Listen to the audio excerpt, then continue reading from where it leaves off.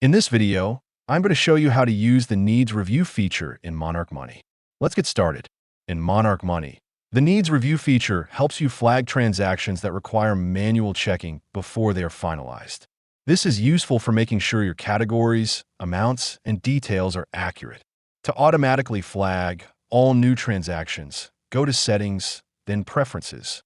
Turn on the option that marks all new transactions as needing review.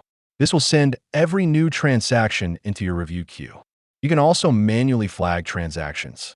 Go to the Transactions page, click a transaction, and find the Needs Review option. You can assign it to yourself, anyone, or a specific household member. To view all flagged transactions, use the Filter option and select Needs Review. Once you check a transaction, mark it as reviewed using the check icon or use Bulk Edit for multiple items. Once your rules are set, you can turn off the auto flag setting to reduce manual work. If you want to support our channel, feel free to use our affiliate link in the description below. Thanks for watching, and I will see you in my next video.